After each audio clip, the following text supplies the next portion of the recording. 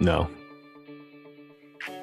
Hey, everybody. Welcome back to the Over Sharon show after a 1 week break. Nice little turkey break for everybody. Hiatus, A little perhaps. low-atus, hiatus, whatever. Some of us laid low, went high. And some of us were busy, like Yeah. going to freaking 50 million activities. Yeah. How dare I'm they? so done. I'm so done. Allegedly. I'm so done with what, Sharon? Like too many activities in one day and in 1 week. Yeah, it's rough. It was a lot. It's like you're spreading yourself thin over. It's like butter spread thin over toast. Sorry, I've been listening to Lord of the Rings and The Hobbit. That was not a British accent. I'm sorry. I feel like as if I'm There you go. I feel like Pop. butter spread you too go. thin over toast. There you go. So I must That's go. better. And I must diddle That's my ring better. with my finger. Ugh. The butter is better. The better. Oh, speaking of the Ring of Power, that'll bring us right into our quote. Okay. And we could overshare more too after this if we want, also about our experiences. Anyway, today's quote is from the Kabbalion. Mind, as well as metals and elements, may be transmuted from state to state, degree to degree, condition to condition, pole to pole, vibration to vibration. Theme. That's it. Pretty interesting, huh? Transmutation, is that what it's talking about? Yeah. That's some crazy stuff. I like the topic. It's And it very says alchemistic. mind. Yeah. And I love how it focuses on mind, and it puts that first. Mind is the first word in the whole quote. So it's like, this is important. And I really feel it goes back to what we've talked about before. And that's another kind of, it's a quote I got from the Kabbalion where it talks about polarity. Or no, I mean, it talks about the pendulum. That's the other P word, shift, that we experience in this realm. Things go from good to bad and bad to good as we perceive them. But it says that the master, although he can't escape the pendulum's swing, the master can learn to elevate to higher levels. And it's just about looking at it differently. And when they're doing that, they're actually transmutating their mind when they do that. And a simple example of that would be, let's see, I was in the Marine Corps and I could look back and say, oh, they took advantage of me. And, I made like $800 a month to work like 18 hours a day in like the worst conditions ever, But I could also say I picked up these great skills. And one of them was I used to safety wire all the time. You take this little wire, like metal wire, and there's holes in some of the sides of the bolts, and you have to put it in and you safety wire it to an anchor. So this way the bolt doesn't come undone because the jets are vibrating insanely. So I used to do that for like hours. And then I learned that I could do it with jewelry. Like I'd make little crystal jewelry. So I could look at it now, the skills I learned there and the experience I had to look upon them and draw from them instead of use them to victimize myself. Indeed. Very good point. There you go. And what we're going to do now is something that somebody actually suggested that we do, and we listen to our fans. So we're going to stop doing the show. No, I'm just kidding. So we're going to pull a card from the tarot. And since Sharon remembered, she actually has a deck, so she's going to pull it for us. So what'd you pull for us, Sharon? Well, I have this little small deck. It's called the Everyday Tarot. Ooh. And I'm going to pull a card. And this is the one that you used to do your daily readings with, right? Yes. Hence the name Everyday Tarot. I like that. Yeah, I like it too. Because it's very simple, so you don't get wrapped up in a lot of the big pictures and stuff. You know what I mean? Some of these cards you look at, and especially a major arcana card, you're just like, wow, look at this card, like from the Thoth deck or something. You're like, well, look at this thing. Yeah. But and this one's very simple. Yeah, allows you to get a quick message. And it's kind of like, it allows you to get it in. You don't have an excuse, you're like, you can get it in every day. It's like a little meditation. But anyway. This is an appropriate card. And you'll tell us why. Or can you guess? Can you guess what it is? The King of Pentacles. The Fool. Ooh. I would have never guessed that in a million years, but you're right. Yeah, that's a really cool. I can't zoom it, but I mean, I can't. Well, hang on. What I'll do is I'll make you the I'll pin you and then you can hold it up. There you go. All right, hold it up. Oh yeah. Yeah, I like that. And see what I mean by it's very simple. So you get the basics of the idea in it. So you have the fool on his journey with the dog behind him. The dog's kind of trying to give him a little bit of a warning. And the thing we always glean, because it looks like he's stepping off a cliff. But this is the thing, though. Is that a cliff? It's just the unknown, right? It could just be a shadow that we're not aware of because his other foot is that same color. So he's coming out of one shadow and to go to the other. He's like he's stepping over the what we would consider the reality that we know into the other world. And so that's really what it's all about when we're talking about looking at things in different lights. And I'm going to go back and unpin you because this doesn't make sense. Okay. So looking at a thing in a different light from a different point of view, and that's how you transmutate it because the fool, that's what he's all about. It's about that journey. It's like the prodigal son, how he leaves. You know, he's like, I want my inheritance now, Dad. For those not familiar, inheritance. For those aren't familiar, see, I just got to remember, right, to put some The context to Bible. this. From the Bible, there's a story called The Prodigal Son. And I mean, most of us that grew up in church would be like, how do you not know the story? But of course, you know, for those who didn't, we will elaborate.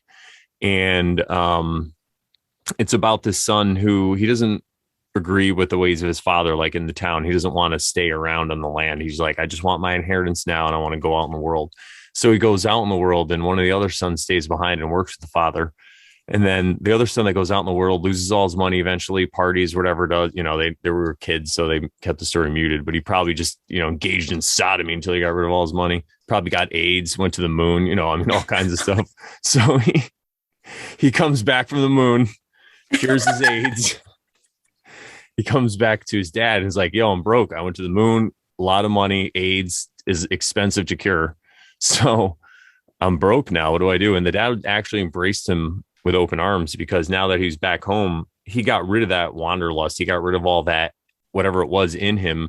So in a way, he healed himself and he was able to see that now having gone, you know, he didn't recognize this place called home. So it's like a new place he began. So he's like the fool, kind of that zero journey. That's why I think it was put on the zero because the zero card. It's the zero is like a circle, you know, it's just it's a direct cycle. Whereas like the lemniscate or the 8 or infinity symbol is the same thing, but you don't see that it's a clear path because there's different windings on it. You know what I mean? So it's not as clear where this is like right in your face. So yeah. What do you think about it, Sharon? Well, I mean, I think your story was very just for everybody, I like to put her on the spot because usually plan things, but this one was like last minute. So yeah. So thank you. Got to get out of that comfort zone. Yeah, I know.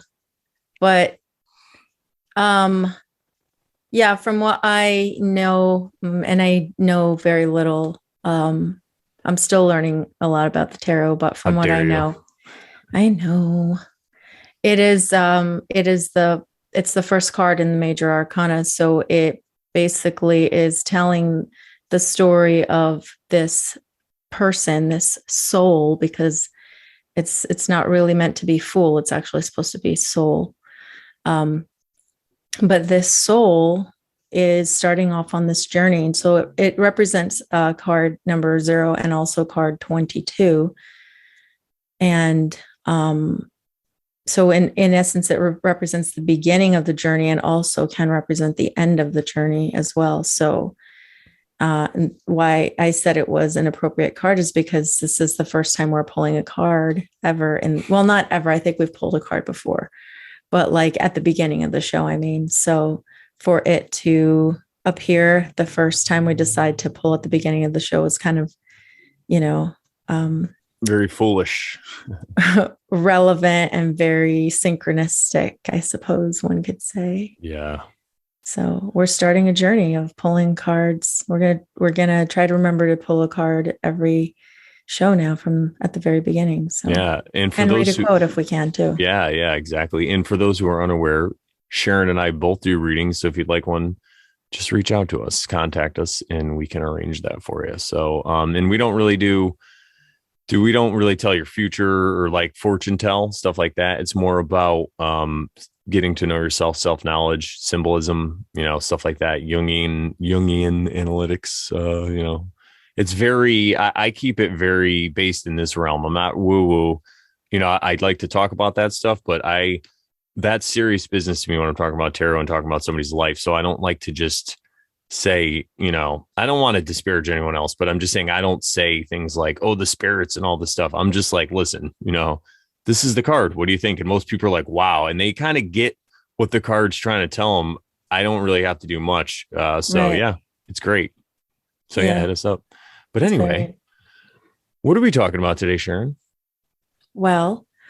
Over the last couple of episodes, we have talked about men and women, relationships between men and women, and we've talked about some of the issues and problems that can happen when people try to be in a relationship, like a romantic relationship, I should say. And one of the things that we wanted to touch on that is an issue for most people is drugs and alcohol. So that's what we wanted to talk about this time. Yeah, exciting topics of drug. We're tackling the hard hitting topics. That's what we do here on the show. And over Sharon, we don't pull back the punches. And one of the things we want to do on Oversharing, because it is Oversharing, we want to talk about our own personal experiences, and we're going to do that first. So you guys don't even have to wait for that. Yay. Look at them in the chat. They're so excited. They're like, wow, more stories we get to hear. Yes, from Brandon's More crazy oversharing. life. Yeah. So we're going to talk about the first time, like our first experiences with alcohol or maybe with drugs or whatever. And so Sharon's going to go first, though, and talk about, because she, as you know, if you're a fan of the show, she has more of a sheltered lifestyle. As we like to say, she grew up under a rock and I grew up under a crack rock. So yeah, so we're kind of opposites in that. yeah. Yeah, so as you know, I grew up sheltered. So there was no drinking allowed in my household. My parents didn't drink and they frowned upon that sort of thing. So, but the thing was, I wasn't really one to drink anyway, in the sense I wasn't like necessarily drawn to it or feeling like I needed to. I didn't feel like my life needed that. To me, it was just like, oh, okay. I mean, I guess people drink. I mean, whatever. Funny thing is, I guess I can't tell you the first time I drank because I was probably a teenager. I didn't tell Brandon this one. He doesn't know this story. Ooh. I have a brother who was very like progressive. So he was not about to listen to the, I should say, alleged authorities, the church people that, oh, he shouldn't drink. So when we would my sister and I would go to his house and hang out, because he's older than us. He's like 12 years older than me and 14 years older than my sister. So he was already married and stuff, and had a daughter. And so like if we were at his house, hanging out, whatever, sometimes he'd be like, you guys want milkshakes? I mean, he was always pushing the alcohol ever since we were like able to drink, I mean, relative adult age, 16. I think I was 16 probably ish. So that would make my sister 14. So he would make us malt milkshakes with Kahlua. Ooh. Yeah, they tasted really good. I mean, but I don't think they didn't get us drunk. They just had like the flavor, the flavor. So it tasted good. And we're just like, yeah, this is great. These taste really good. But I don't remember ever getting drunk or anything off of them. You know what I mean? He would make Kahlua it's a liquor, but it's really light. Mild. I mean, most times you get like a white Russian, you'd have it with vodka. I don't know where that came from. You would have it with vodka, my comrade. Russia. where am I from right now? I Yeah. don't So know. yeah, I think you're probably all right with a little bit of Kahlua. You could get a little bit Yeah. of a buzz, but yeah, you're not gonna. Yeah, I'm sure we didn't. I don't remember ever feeling like I got drunk or anything. Plus, he would make each of us one and that was it. And it's not Yeah, he like probably put it for the taste. And it's probably a good thing yeah, he did that because he's kind of like getting you used to alcohol a little bit, you know? Because like right. when I was in Italy, and we can even talk about this later, but when I was in Italy, you know, in Italy, they don't care. Like anybody drinks, right? And even Yeah. children have a little bit of wine with dinner. So they're not as, you know, like when I was in Italy, when I was in the Marine Corps and I was at the bar, the only people who were getting drunk and out of control are the Americans, you know, all the Italians are, I mean, there's a few that got pretty crazy, but you know, it wasn't like it is here when you go to a bar. So They're that just like, goes to, yeah, yeah. it's just like an odd, like you can't drink, you're not supposed to, and then all of a sudden you can. So sometimes Yeah. people who don't sneak around, like, you know, people like me who don't sneak around and don't drink, I would encounter this in the clubs a lot too. When I was a DJ, you get people that are like out away at college, away from their parents for the first time, and they're just like, you know, women and men both just balls to the wall, like just what do you got? Drinks, drugs, out, whatever. They're just doing it all. So it's like, yeah, Right. yeah. It's a And good I mean, lesson that there. goes back to the discussions we've had about like if you like make something so bad, then you know, you prohibit it, then it becomes like an obsession. Ooh, a It can become taboo. a taboo. Ooh, and Exactly. then it becomes like a dark desire. Yeah. And then an obsession over time, perhaps. So yeah, that was I can probably say that that's probably the earliest that I probably had a drink. And so I mean, and at the time it's funny because at the time I don't even know that I knew that Kahlua was an alcoholic beverage. It wasn't probably till like later. My brother's like, I'm just putting Kahlua in it, you know, and I'm just like, okay, whatever. That could be any sort of like mixer that is not alcoholic. I didn't know that it was alcoholic. So to me, I was just like, it tastes good. I don't care. So, so yeah, that was probably one of the earlier stories.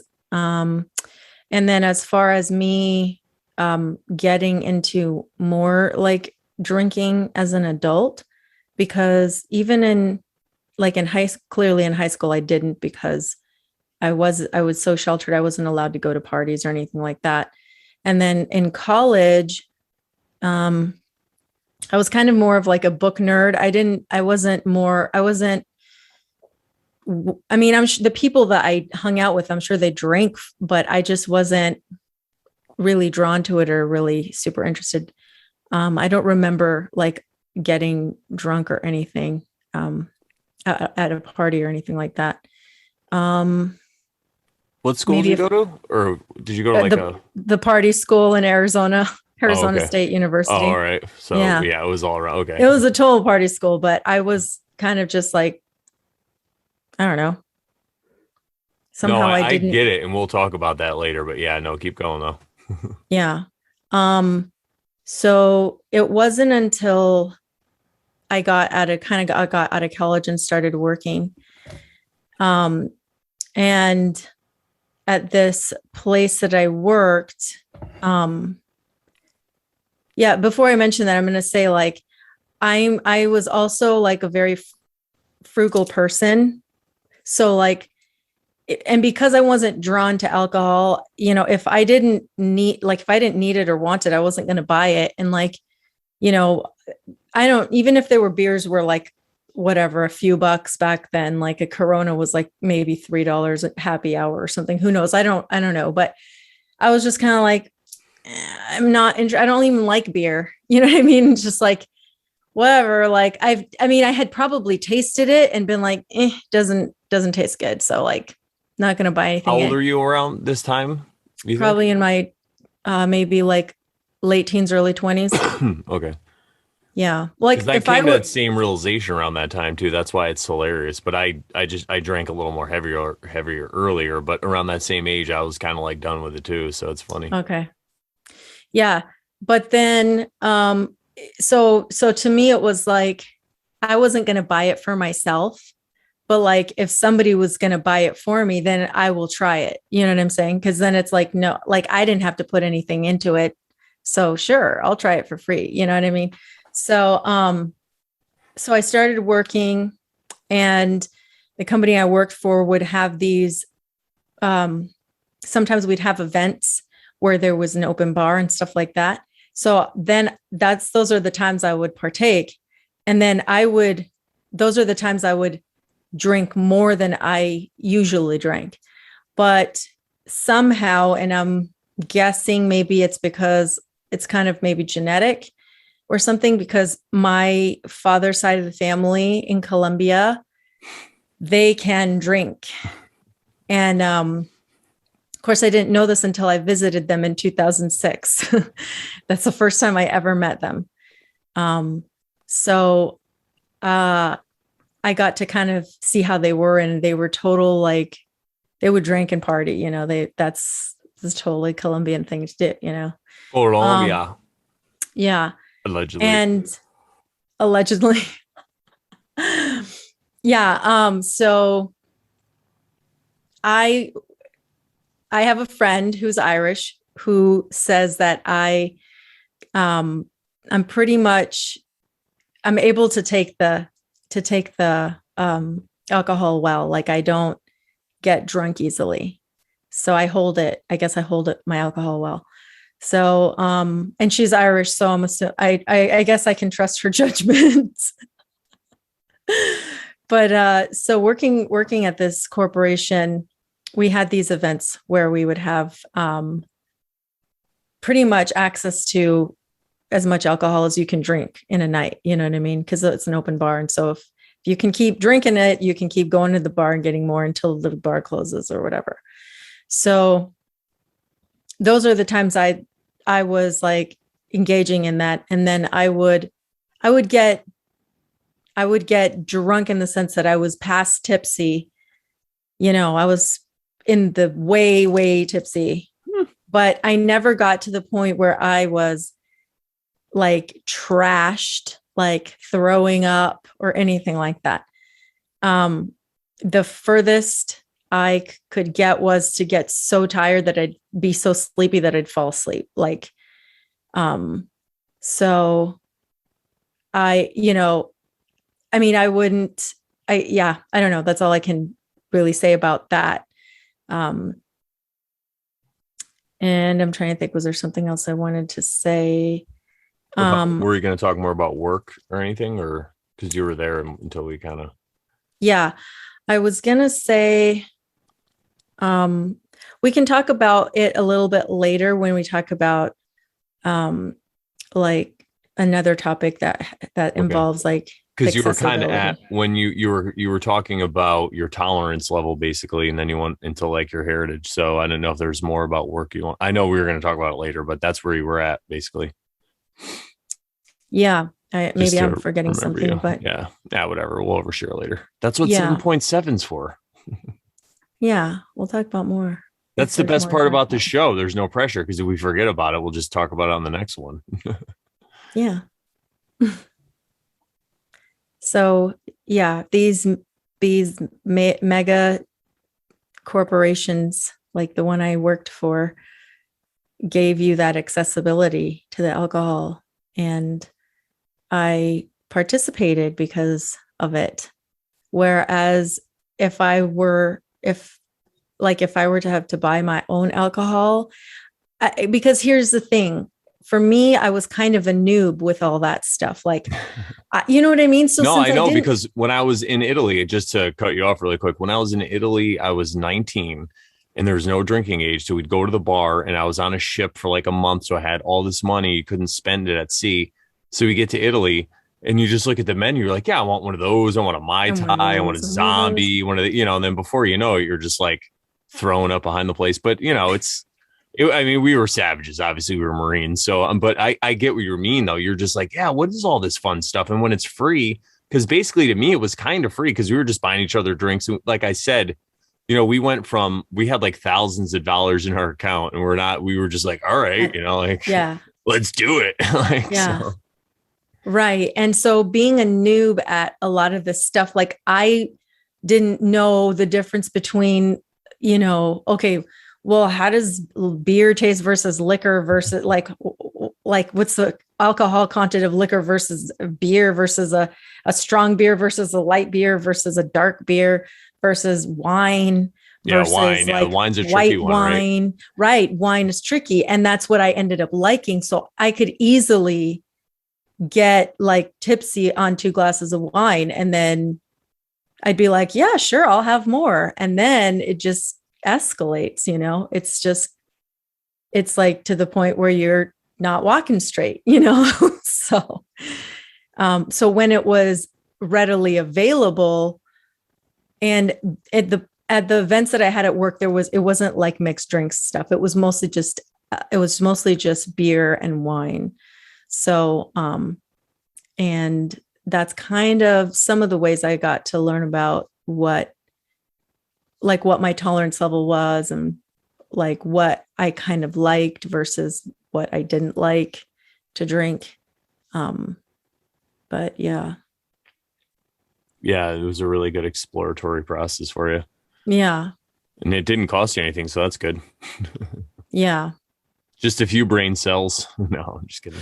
Yeah, probably. Who knows? I don't even know. So yeah, that's Yeah. well, I have a few stories, and it's funny because while you were talking, I took some notes.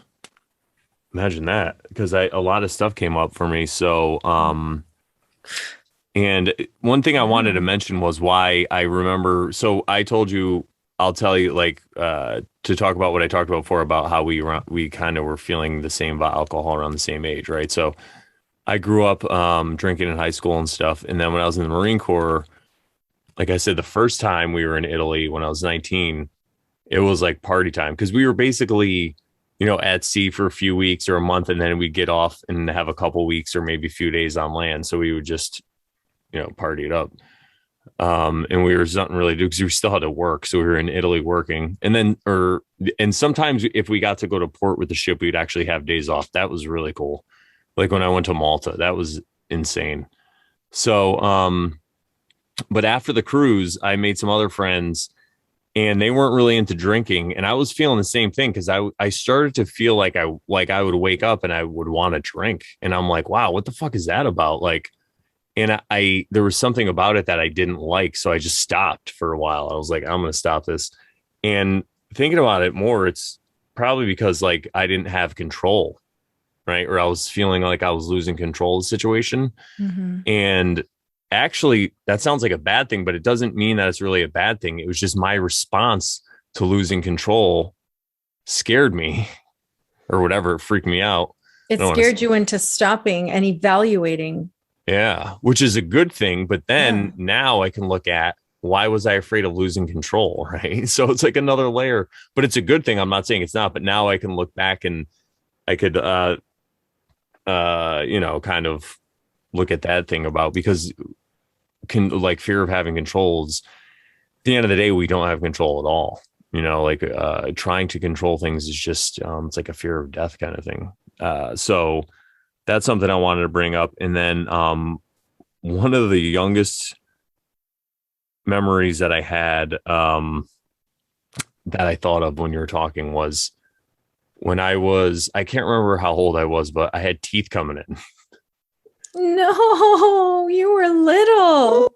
So no, it's not that, don't feel bad, but I was probably whenever you get your last adult teeth. So I could have been like 5 or 6, right? Because I think don't you still get teeth in? I don't freaking know.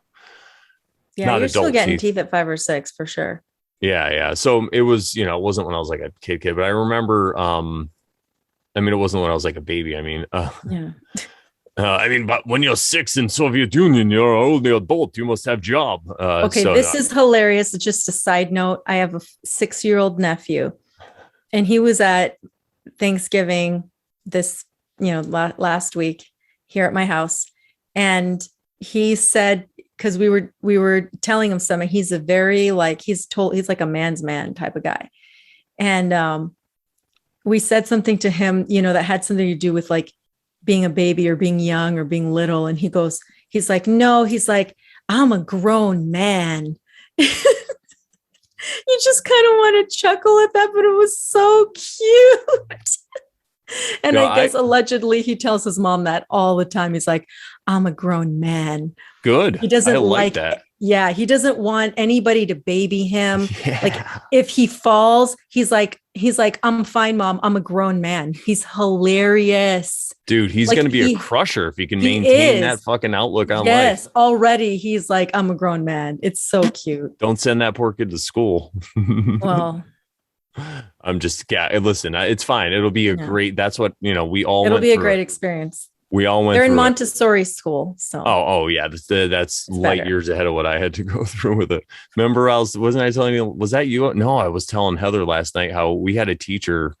This goes back to 6 episode. Maybe we'll do a 6.66 and talk about this. I had a teacher, a female teacher when I was in 7th grade. She used to stand up in front of the class. And when she was talking, she would like subtly like rub herself. Single lady, she wasn't, I went to Catholic school. She wasn't not a nun, but there's a few nuns there. So listen, I'll let you use your imagination. But anyway, it was creepy. No. And you don't have to. I meant the viewers, Sharon. Not you, Sharon. I would never tell that to Sharon. I'm talking to the viewers. You're under a rock. Virgin mind does not need to hear this. Plug your ears. I should do that. We should do that on the show. Like earmuffs. Share muffs. Oversharing muffs. Yeah. So to confirm this, a friend I actually do readings for on occasion. I went to that school with her and we reconnected recently a couple of years ago. On and off, we hang out. Sometimes we go hiking. She's a really cool friend. And she was like bringing that up to me. She's like, do you remember that? And I'm like, dude, I'm like, I'm like, yeah, I remember it now, but I kind of always thought that was maybe like a bad dream or like a movie. Yeah, I know. I'm You're like, I thought I made that shit up. But for you to say that, I'm like, I guess because I think that some of the boys used to try to say something. And I remember one of the kids got yelled at by his parents. And I was telling Heather this and she's like, you got yelled at? I'm like, no, I'm like, I didn't even bring it up to my parents. I'm like, I didn't even care. I'm like, I was like, as soon as it was done, I was just in my own other world. But like, Yeah. so, like once the day was over, like that was done. I was already like in my free outside school time, but that's how my mind works. But no, some of the kids I think did try to say something to their parents, like some of the boys, and they thought they were just being like perverts or whatever, or making it up. So that's how shit used like messed up. We went from like nobody listening to kids. That's bullshit. It's not, and honestly, it's not even that bad. Like I'm not trying. I know, but still, it was weird. Actually hilarious. Yeah, it's fucking weird, but it was hilarious. Like at least we weren't like 4th graders. Like we were just like, this lady's fucking whacked. But yeah. So, but still, yeah. I mean, anyway, I was sidetracking that whole thing, but yeah, we could talk more about that and some of those stories. So the whiskey on the gums, I was teething, or I had some teeth coming through, had some pain, and I don't remember who was there, but there's people standing around at my house, and someone was like, "This is what we used to do, like put whiskey on their gums." So I remember them putting a little, and I remember thinking to myself, like, "Wow, is this how people become alcoholics?" Like, I hope I don't. 5 and you were already thinking 6. that. Yeah, and I was like, I don't want to. I hope I don't like the taste. It wasn't. I can't remember if that was the exact thought, but that was the thought process that was going on. I was kind of like, if I like this, it might be bad. You know what I mean? And I remember it just tasted like rubbing alcohol or medicine, or I was just like, oh, whatever. It was weird, but I remember it was whiskey because I've tasted whiskey since, and I remember that taste from back. I mean, who knows? People say memory. That's really good. That's a really good memory. I mean, yeah. I think I was kind of like your nephew, like one of those, like, I'm just a fucking adult, because I would have adult conversations with people, like, and so that was, let's see, I want to make sure that I got that story. What was the other alcohol story I was going to talk about? Let's see. I'm just looking at notes, everybody. Yeah. Okay. So in high school, I started drinking, I would say. Well, I remember we used to, so one of the early stories, I could tell them out of order because it's synchronistically correct. But so I remember, I think I was like in 8th grade or 7th grade. And I just got home from my teacher playing with herself now. Oh God. No, I'm just kidding. So I remember there was like some family party or something going on, and my cousin there, he was 9 years older than me. So he was probably in high school at the time. If I was like, or probably even out of high school, maybe I was younger. I can't remember. Maybe it was 6th grade, whatever it was. They had beers and they gave me one, like they were passing around. There was like a keg. So we were like drinking, and he's like, oh, if you don't want to get caught, you have to, he's like, the best way to not smell like beer is to eat peanut butter. He's like, you just take a scoop of peanut butter out of the jar And he's like, it's better than breath mints or like toothpaste. And dude, I've used that like to this day, like it's crazy. It works. I mean, it Wow, that's doesn't a work, good work, tip. but yeah, it's probably the best things. I mean, at some point there's, you're just breathing alcohol out, but like if you had a couple, you can eat some peanut butter allegedly and you'll be all right. So, Could it yeah, be? so I remember that. And then I also remember, I think it was like an eighth grade party, but so I went to the Catholic school, like I said, to be sheltered and watch teachers. uh, uh, and I had some friends that had crossed over and went to the public school, and we only had like 4 or 5 females in the class. So I was all Women, about, ladies. I listen there. It was eighth grade. I say females. All right. Okay, I females and can't say males are for females. animals. All right. All right. All right. There Men and was, like women, 4 or 5 young living women in that class. just women is fine. I know, but it's funnier when I bust your Or balls. ladies. Anyway, your ovaries. So anyway, so yeah, I was all about the public school and hanging out with them. So I was at one of those parties, and there was like a beer. Somebody had a beer, a couple of beers, but there was people. I mean, this isn't that crazy because I had other friends that I knew of that I was adjacent with that were just full on, drinking all the time at that age. I just was more in like a different pocket of it. And especially because I think it was the Catholic school that I went to, they really scare the shit out of you about drugs and about alcohol. Mm. Like they used to have the cops come in. Officer Mm. Daziel, I remember him. Oh man, he was a good guy though. He would come in because, like, honestly, I remember he came in one time and he would just tell. I think we were in like third or fourth grade. He just told a story about how he would always go to this guy's house and what he had to do. He's like, I have to help him get dressed and feed him and all stuff. And he just explained that he was an alcoholic and all he wants to do all day is go to the store and get, so it was like a powerful thing for us to hear. I mean, maybe this is, I'm not saying you should, kids that age that you should subject them to that, but kids that age in the environment that I was in, yeah, fucking tell them these stories, equip them with this knowledge, man, so Equip them. yeah, dude. So it was great, but so a lot of that, and then there was so much propaganda at the time about marijuana and all this other kind of stuff. So I started drinking earlier than I did, I think, with weed. And I remember when I went to eighth grade and then ninth grade to the high school, a couple towns away for high school. It was a Catholic school. And then after that, I went to the public school, which was like right, like I could walk to it. I could hear the football games from my house. I'm like, please just let me go to the school. Like I had to drive. I had to get up like 3 hours early. It was crazy. I didn't drive. I had to get driven. Anyway, so I ended up going there, and then sophomore year, it was nuts. It was a crazy culture shock. I'd hung out with some of the kids before, but I started hanging out with like my friends and then some of the skater crowd. So they were smoking all kinds of stuff. So I started smoking these things they called beaties. They were like perfume, different cigarettes and other kind of stuff. I guess this guy, one of my friends' dad was a photographer, and he had all these different kind of cigarettes from around the world for photo shoots or whatever. So he would Is just it kind steal of them. like flavored hookahs or something?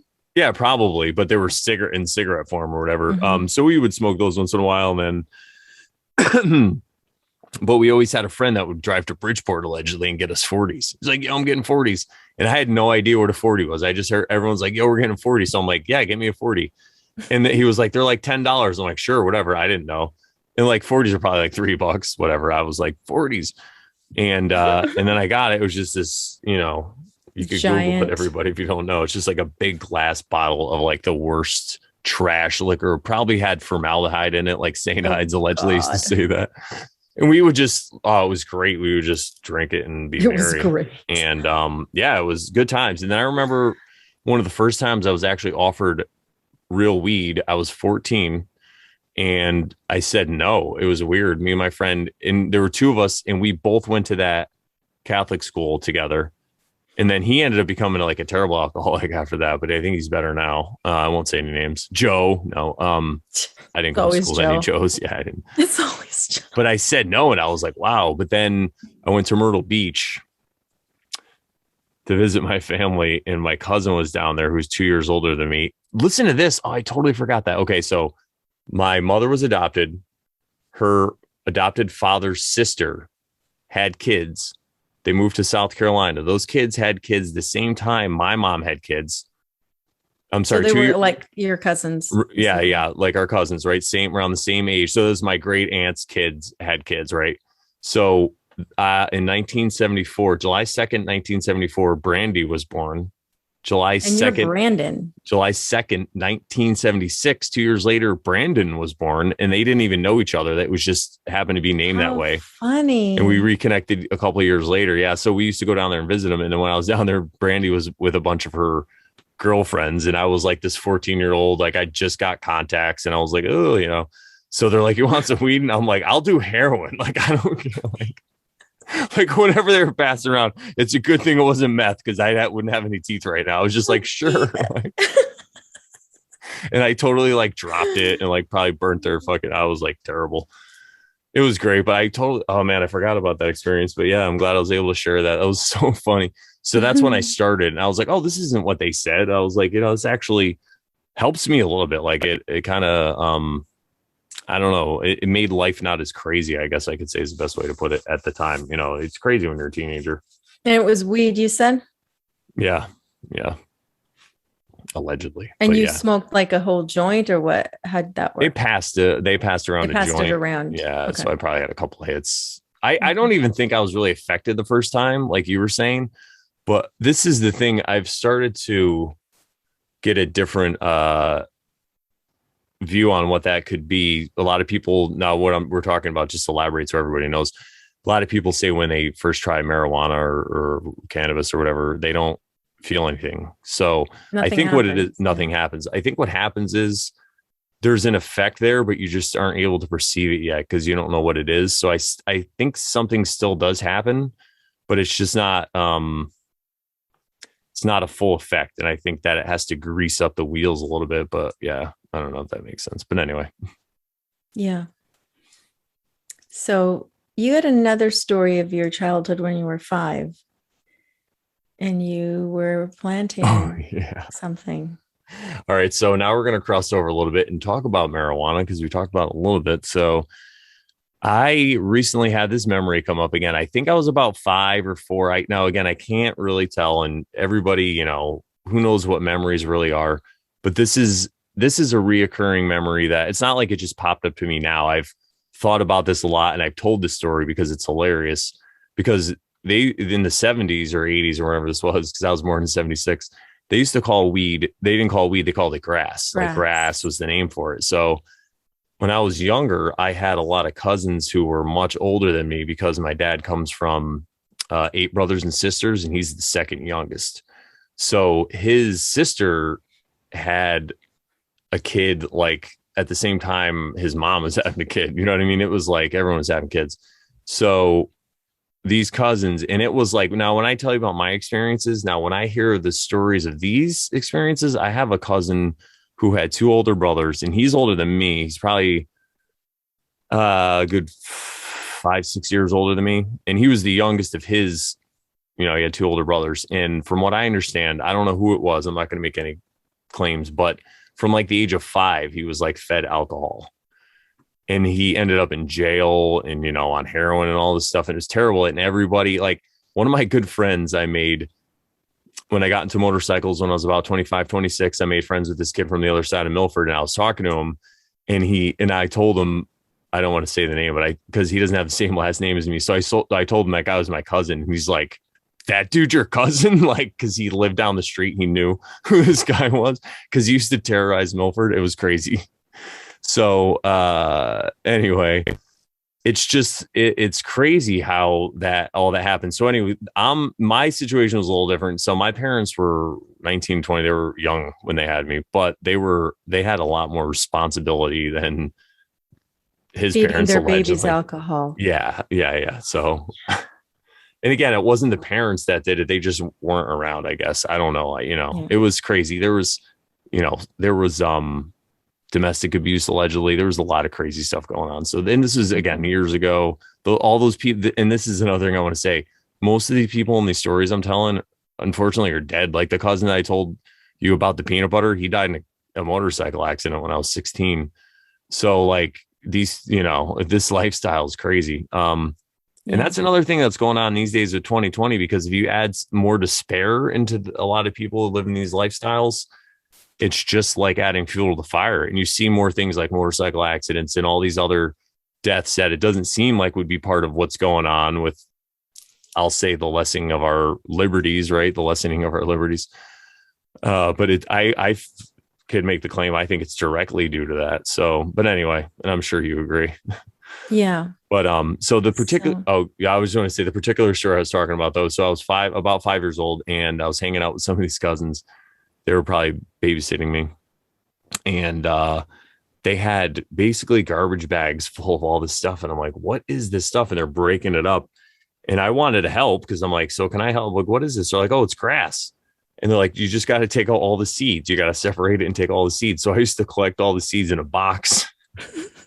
And I remember going outside. For them or well, you? so I would separate it off and help them, break it up. Like they weren't making me do it. I was asking. Right. No, to you do it. wanted. Yeah. I'm just clarifying for everybody there too. It wasn't like they were putting me into the drug trade. It's hilarious. I was just bored. I was like, I want to help. Like always, I always want to help. I just want to help, guys. Want to help. So if you have any weed you need help broken up, I'm an expert. I have 40 years experience, allegedly. So that's why I'm wearing this hat for this episode. It's great. So I would collect all the seeds. Speaking of that, just to interrupt you real quick. Go ahead, yeah. I was at a non-bear event, like, I don't know, sometime this past week. And I said something about allegedly or something like that. And somebody was like, I like that, allegedly. And I was like, yeah, a couple of my friends have hats written with allegedly and t-shirts that say that. They're like, that's cool. I didn't tell them what it was about. I just told. Yeah. Yep. Exactly. And if you want one of these, it's from Owen Benjamin. Go to unbearablesmedia.com. I'm pretty sure Unbearables merchandise or something. Just go to owenbenjamin.com and you can find it from there. But yeah, these are awesome. They have hoodies. And you really don't even have to be a direct fan of Owen Benjamin or his comedy. It's just a funny word. Everybody loves like everything hat. Is allegedly, like everybody, especially unless you have like firsthand, unless you're a firsthand witness of something, like it's all alleged. Yeah, like since the days of Bill Clinton, at least, I did not have sex with that. It's like allegedly. Yeah. So there I was, Sharon. Back to my story. There I am. Please. Breaking up weed. Stella, I was killer. I was the, what's his name? Heisenberg. I was the Dr. Heisenberg. He's the guy that cooked meth in that show Breaking Bad. Oh, okay. Of my time of breaking up weed of 5-year-olds. No, so I collected all the seeds and I remember going outside and this is the thing. I remember the house specifically. It was my grandparents' old house. My grandfather had already passed away at this point, and my grandmother was not around. She had my parents move in because my parents were living on their own. My dad always worked, he always provided. But my grandmother, who was my mom's mom, after her husband died, she was kind of losing it and needed help. So my parents moved there. And then before long, my grandmother went to a hospital for a while, just saying that allegedly for mental reasons. So there I was. And I remember that outside the side door that led out of the kitchen, there was a giant, there was a pretty big concrete slab patio that my grandfather had made. It's this big, it was probably about 10 by 8, 10 feet by 8 feet. And on the other side of that, between the neighbor's house, there's a patch of grass. And I was there planting all the grass and I used to water it. So yeah, see, I've been growing weed for 40 years. I don't think anything ever came of it. I remember grass grew. So I thought I had grown that You're grass. Like grass, yay! Yeah. Farmer B. Wow, I didn't realize that. My first crop was actually grass. And probably because I watered the actual grass that was there, grew better. But yeah, so that was my first experience with that. And I figured everyone would find that pretty hilarious. Yeah. But you wanted to also talk about perhaps that there are reasons for the easy access to alcohol, Yeah. And that, especially like in the military for you and like for me at conferences. yeah, because well, when you were talking about the conference and stuff earlier, when we were discussing this, it reminded me of being in the Marines. And I think I'd even talked about this before, but so when I was on the carrier, like I said, a year later, so I was on the carrier for 6 months. And then I spent a year back in North Carolina. So that was like 96. So I was back for most of 96. And then in early 1997, we went to Aviano, Italy Air Force Base, which is an American Air Force base in Italy that we still have and hold from World War II, allegedly. So obviously it's not a hostile holding. They love having us there. But so I spent 6 months there. And Americano. Americano. Caffè americano. Parla lei italiano? Parla lei italiano? Bambino. Bambino. Tutti frutti. E spaghetti. Spaghetti. Just Prego. Prego. Grazie. I'm just kidding. Pizza. Go on. Pizza. So I spent 6 months there. It's funny. I was listening back on Hanging with the Bears, and I said I spent a year in Italy, and I'm like, I wish it was kind of a year, but it was unbroken. But so I was there for 6 months on an Air Force base, where basically we had weekends off unless there was something going on. And it's funny because we're talking about alcohol, so I might as well tell this whistleblowing story, everybody. The first weekend we were there, since I had been there before because I was there off the cruise, we had new guys with us that hadn't been. And so me and a guy that had been there before were like, we're going to rent a car. And a couple of guys were like, yeah, let's go. We want to go check some stuff out. So we were going to go drive to the city that was about an hour and a half, 2 hours away that we'd been to before with the carrier because it was like crazy. So we rent this car and we're back on base hanging out. And then all of a sudden this alert goes off. It's like a Friday night. Everyone's drinking and partying. An alert goes off and they're calling everybody. Now, usually what happens is I think it was a third or a quarter of the force, like whatever it is, had duty. So they couldn't leave the base. They had to stay on base. They can't drink, but they can hang out. And most of them drink anyway, right? So, but the problem was it was the first weekend off. So people were just scattered. So they couldn't find all those. So they were just grabbing everybody. So me and my friends were like, we got the fuck out of there because we had a rental car. We're like, they don't really need us. I worked on ejection seats. There's like 6 more of me drunk and, whatever. Anyway, so we took off. And then later we find out that there was no sober air crew, allegedly. And the air crew are the guys, the officers, that fly. They had to fly. They had to fly a drunk. And it's not that big of a deal because they get pure oxygen. So I heard them talking about it later and they said, once we hit that oxygen, well, they didn't say, they're back to normal. They're like, once we had the oxygen, we were fine. Because they were pretty nerdy. I mean, I'm a nerd. But so yeah, it's not like they think they're Top Gun. It's so funny. I'm like, oh, it's great. You just if you feed that ego to anyway. I did really well in the Marines, guys, really well, especially once I shaved my head. Oh, it was crazy. So yeah, they were talking about the alcohol. So also that reminds me of another story because I worked on ejection seats. So anytime we pulled out, obviously we had to pull out the ejection seats every once in a while and fix them. So we got to see everything underneath. And usually like you can't have anything that's unsecured or whatever hanging out in the cockpit because they fly upside down and stuff gets caught. And there's wires under the seat that actually control because it's all, I mean, these planes are, I think ours are from the 70s. So it's all wire. It's not like remote or whatever. So if a pen fell, for example, or a wrench, it could get lodged in there and screw up their controls. So they took it very seriously. They're supposed to. But one time we pulled a seat and there was an orange because every time there's missing something, they're supposed to tell us and we had to look for it. We're like, oh, an orange. But they said they used to find roaches back in the day before they used to drug test people. They would find like half joints. Probably looking for that orange. No, like I don't not like like a joint, like a cannabis cigarette. Yeah, okay, so sorry, they were up there like smoking weed. I don't know the oxygen. terminology. They had oxygen up there and they were smoking weed. Dude, they could have blew themselves up. But anyway, so Jesus. I wouldn't even attempt that fun feat. But back to the what was I accessibility of alcohol. Oh yeah, so when we were on base, though, we were living. So there was the Air Force base, and there was the official side of the Air Force base where they had like all the stores and all like the administrative buildings and like where the Air Force lived, like the personnel, and it was all nice, like dormitory style, looked like hotels kind of almost.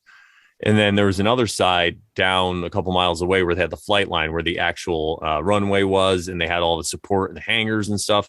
And they had a tent city where all the Marines lived. So we had these giant tents or like prefab cottage things, but it was actually pretty awesome. I mean, I like thinking back, I used to put up signs. Oh my God, I was such a dude. So remember I told you I had been there and halfway through, some of the people had gotten in trouble with renting cars. So then they said that unless you were a corporal, that you couldn't, which is an E4. And I was an E3 and I should have been an E4, but the way that our job was, they weren't promoting our specific job in that whatever it was. So like there was other people I'd gone in with or that had been in the same time that were like corporals and sergeants, but it's because their chain of command and their job and their MOS, it was just moving up a lot more. So anyway, so I was stuck at this level. So they basically said I couldn't drive. And I'm like, so I freaked out. So I made this top 10 list of things that like Lance corporals couldn't do. And I copied it and I put it on everybody. I even put on the sergeant majors thing.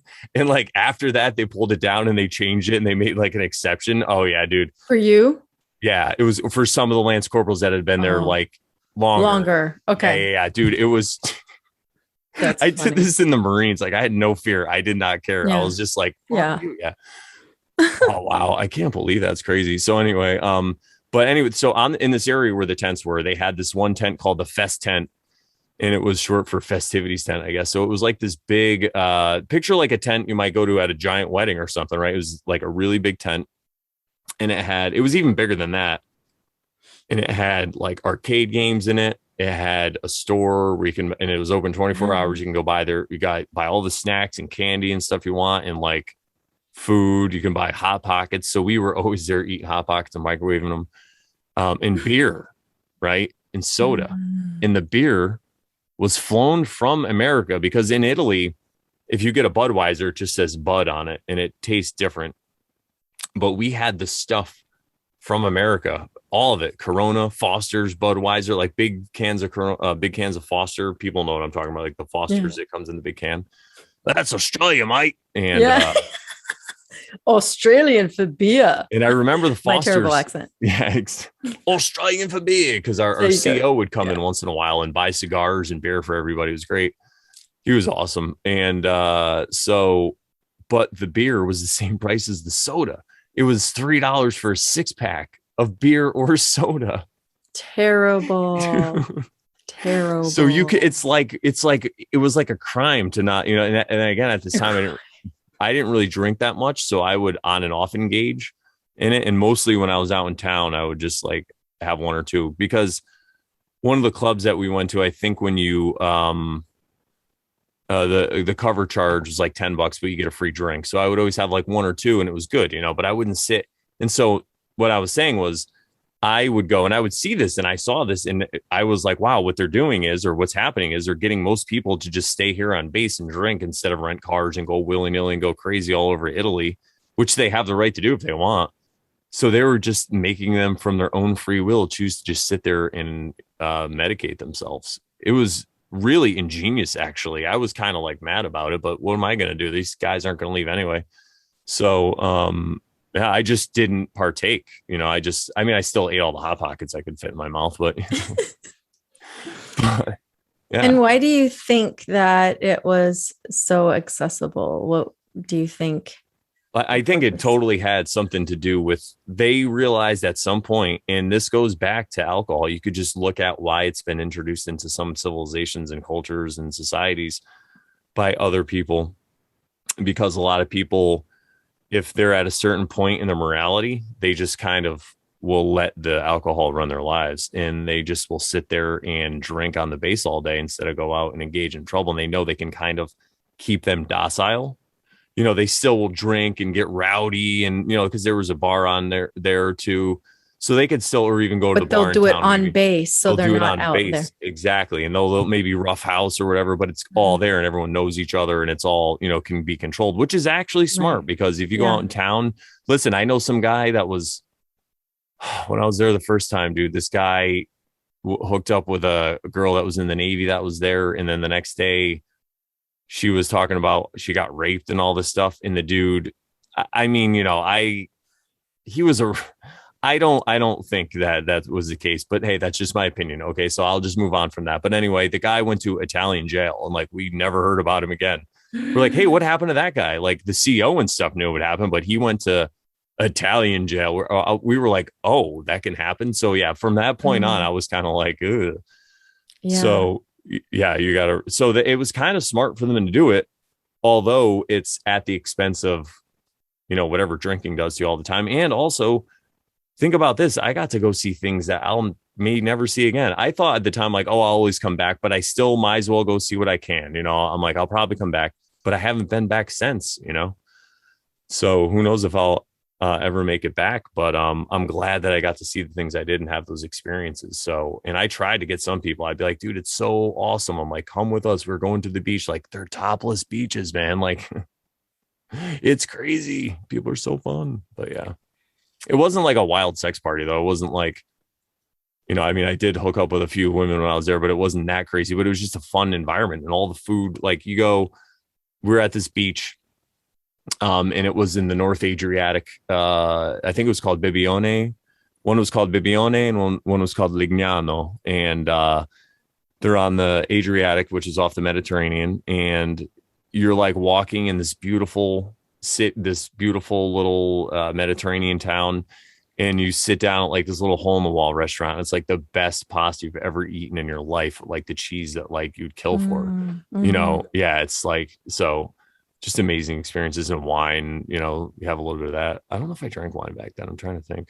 Hmm. But anyway, yeah, it was all a good experience to have. But then it's because I chose to. I chose to stand out and go out and do things. So I can't say that they were really victimized, but it does seem to be a very uh it does seem to be very effective at what it's meant to do. Yeah. Why let's just talk about like alcohol, the accessibility of alcohol in the workplace, like not in a workplace, but in the sense of a work after hours activity or something like that. What are your thoughts on why that is uh something that, the company would pay for or whatever? What are your thoughts on that? I think it has a lot to do with the same. I don't think it's a direct like people at in charge realize they're like, hey, let's get these people drunk every once in a while to keep them docile and stuff. But I think that the fact that it's so prevalent in our society, and it'll get more people to go there, and then while they're there, it's gonna kind of like release people's inhibitions and make them feel better about themselves, and then they're going to associate that with their brand, with that Or like company. a reward maybe for Yeah, reward. And then as they get this good feeling, because when you're drinking and you're having fun, you're getting a good yeah, feeling, and you're going to associate that with that brand, with your company. And you're like, wow, they're so cool to have us do this. So, yeah, and they yeah. are, at the end of the day, I mean, it is a cool gesture to do, but it's these it's like bonding. It could even be kind of like trauma bonding at some point, because it depends on your connection with alcohol. Because if you have a problem with it and you overshare a little too much in a bad way when you're on it, not in the wonderful way we do here on this show, uh, it could be triggering for you. So I'm yeah, drinking water, folks. and I'm drinking straight vodka. It's a clear liquid in here. Ooh, You don't know what it is. Just right. kidding. But yeah, that leads to the next topic of like, there's this whole like almost like polarization of do it, drink, and or don't do it. It's bad. Um and I don't know. What are your thoughts on that? I think that it depends on your connection again with that substance. Some people I've seen that can have one drink and their eyes roll back and they become a different person. Mhm. I don't suggest that they drink. I see other people that just drink too much because it's kind of like there's nothing else to do. Mhm. So they're drinking at a moment when, and then they have a problem clearly, but I feel like sometimes it could be healed. So I think that if It's like you, escapism.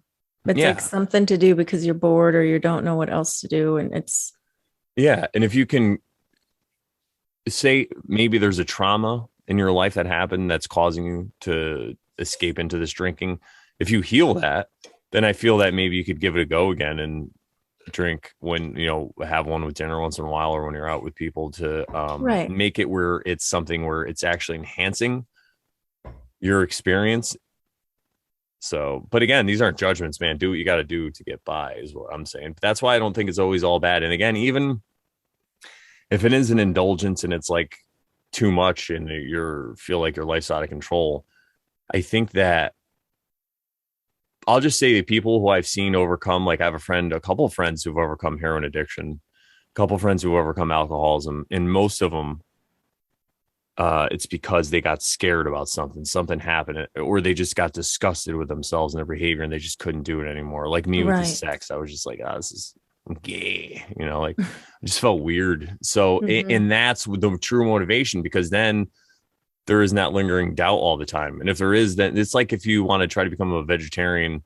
Ram Dass had this story where he's like, I was a vegetarian, but he's like, I felt like I was phony holy. He's like, so I just had to go and engage and eat a bunch of General Tso's chicken or whatever it was, or spare ribs. So, General Tso's chicken. yeah, I think he said spare ribs. I love that one. But yeah, so it's kind of like you do that because in that, then you get it out of your system and there's not that lingering doubt and those lingering desires and whispers. You could, when they come, you're just like, no, I remember I hated that. It sucked. Yeah. Like, so, I mean, it doesn't always work. You fall back in, you get back out. It's a cycle. It's a loop. Allegedly, that's what this is all about. But that's why I don't like to just demonize it and say it's all bad, especially if you make your own. What if you make your own alcohol? Like, with coffee, for example, I don't grow my own beans. I wish I can get to that point, but I get my own beans and grind them and stuff and boil water and Right. purify it and then boil it. So it's kind of like so that's what it's all about.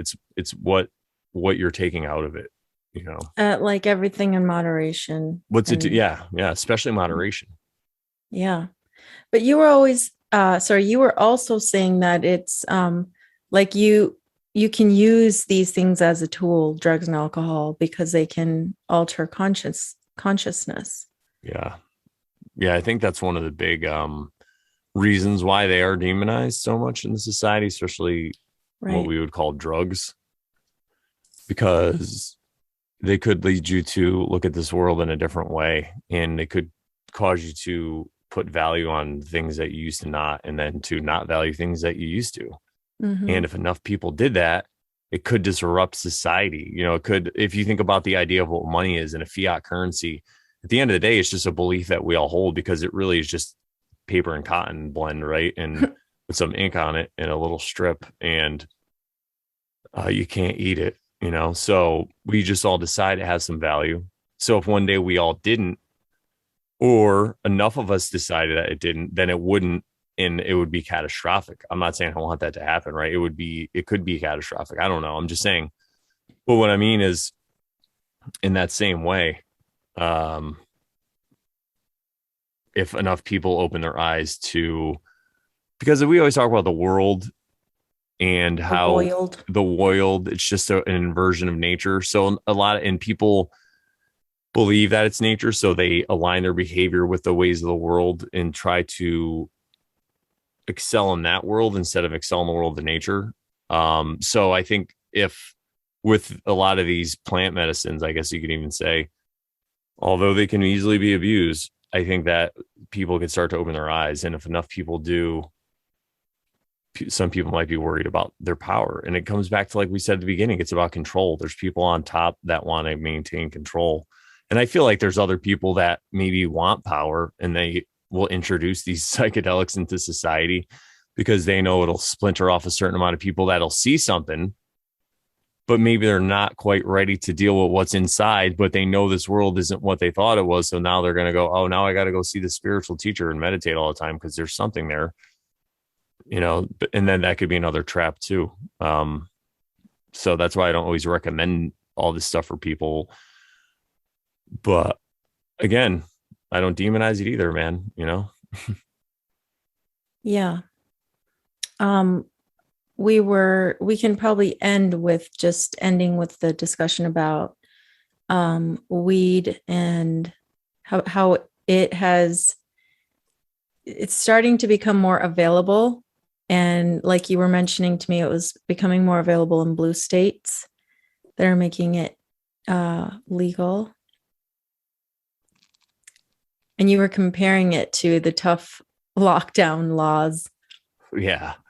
Yeah, it's funny because it seems that like Massachusetts and Connecticut and New York and stuff are going for legal weed, and they're the places where this lockdowns, whatever the rules are, the nonsense rules are the most nonsensy.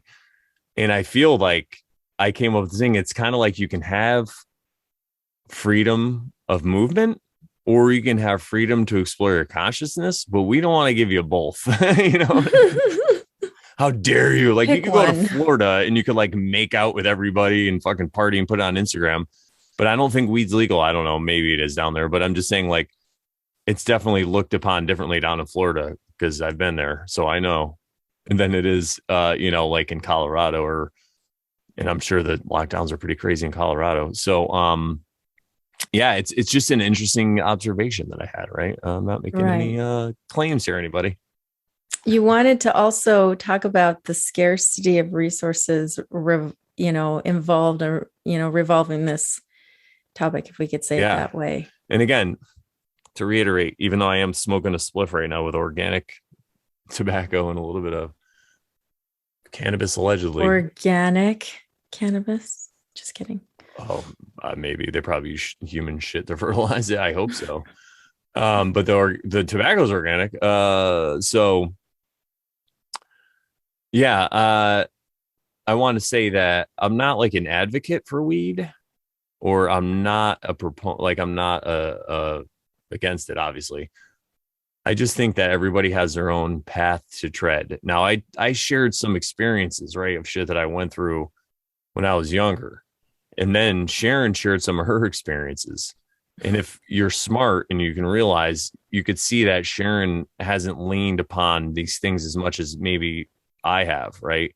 So it might have something to do with that. So that's why I don't say everybody should just run in and just experiment with their consciousness. There's other ways to do this, to do work and to do stuff like that. I mean, if you're feeling compelled to do it and it makes you like, you feel it enhances or it works for you, then do it. But I feel there's people in the middle that are into like what we talk about, but they might not be into like weed, and they might be, I don't want them to like feel left out or something. I don't know. It's a weird way, but it's like, just do you. I don't judge anybody, man. Like I said, I had a friend that did heroin. Like he would hit me up for money, and I didn't know at the time, but then I kind of got a feeling that he wouldn't always hit me up for money. Like once a month, he'd be like, "Hey, you got like $25?" And then he would pay me back. But then I realized what it was for. But it's like, if I don't give him the money, and if it's You'll like find it 25, somewhere. yeah, and it might be even a worse way to do it. And I don't know. And he could always come over and talk to me about things. And like I said, he got scared, and it was about his kids, because he has kids. He's still married and stuff. And he didn't want his kids to grow up without a dad, because he had a dad that was like an alleged piece of shit. So that's really what it was. And he just fucking woke up, and now, he's crushing. And he got out of rehab like March, late February of 2020. So right in the midst of this fucking crazy wave of shit. And he still maintained, man. He was like, nope, I'm done. So good Good for stuff. him. Yeah. Yeah. But you were wanting to talk a little bit, or at least to touch a little bit on The scared. Yeah. how hemp was going to take over as the next commodity, but something about the paper industry and William Randolph Hearst. Yeah. So the story goes, as I know it, basically sometime in the 1930s, hemp was set to take over as the next cash crop, because there's some invention made, I believe it's called the decorticator, that allowed people to process hemp much easier and to make it into fabrics and ropes and stuff, because they still use hemp for all this stuff, but it just took a lot more labor. And since they got rid of slavery or whatever the heck that was, uh, hemp kind of fell out of use as much. It was still used, but so there was some interest allegedly with William Randolph Hearst. He was this guy who ran a bunch of newspapers, and he also owned a bunch of stock in paper, physical paper, and trees and lumber yards and stuff. So he set about the smear campaign, so the story goes, and demonized. They called it devil's lettuce, or I think that's where marijuana came from too, or something like that. And they said it was like the Mexicans were coming up over the border, and I think they even had like illustrations like Mexicans are raping. How dare they? How dare right? they? Yeah. See, and so that's kind of, and then when they went to first make it illegal, they basically were just putting a stamp on it, like a stamp tax. So you had to go down and get the stamp on it, and people really didn't know. So the story goes like they weren't really paying attention, I guess. So it's really their fault. But the way it was sold to them, it wasn't like hemp they were getting rid of. It was just evil marijuana, but they lumped it all together. And so you had to get a stamp. And what they did was they just slowly starting, or I don't even know if they slowly did it, but from what I hear, it was immediate, but who knows? They just wouldn't give the stamp to people. They said you needed to have it to get the stamp. And then when they bought it, they got arrested for possession without having a stamp. It was like this loophole that they did. They tried that with guns before too, stuff like that. They tried. But anyway, so that's kind of how it became. And then later in like the 60s, all this crazy stuff happened and like federal legislation got passed and stuff. But that's basically the story of how it became illegal. But you were also saying that hemp was kind of a bad word. Yeah, I remember growing up. Yeah. I think the first time I heard about hemp, people were talking about like clothes or whatever made out of hemp. Mm-hmm. And they were like, it's like weed. So I thought it was like the same thing because again, it's just left so vague. Yeah, great. Right. Word, yes. Yeah. I mean, I experienced that too, because when I was first hearing about stuff like, oh, it's made out of hemp. And I'm like, okay, well, and they're like, yeah, it's like related to the marijuana plant. And I'm like, okay, so what makes it different?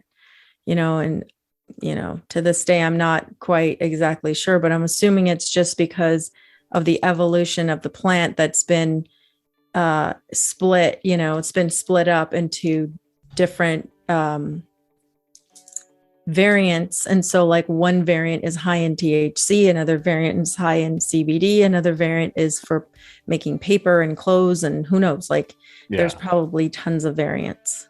Yeah, from what I understand, it's like a real quote unquote miracle crop because you could eat it, you could clothe yourself with it, you can even make hempcrete, concrete, and make like structures out of it and live in it, and our forefathers allegedly all grew it, and it was like a main staple. And then somehow people, because I believe they just got disconnected from the land, they were just able to be easily hoodwinked, and that's just a testament to learn from your history, be connected to your land, because then you can't be lied to so easily. If you're growing hemp, then you're going to be like, what are you talking about? Mm-hmm. So, it's those people in those cities, damn it. Yep. So the sun is pretty much gone down. Oh yeah, here. wow, look at you. It's getting all dark now. Darkness is spreading. Yeah. But we can probably wind this down, and do you want to tell the people what we're going to talk about next episode?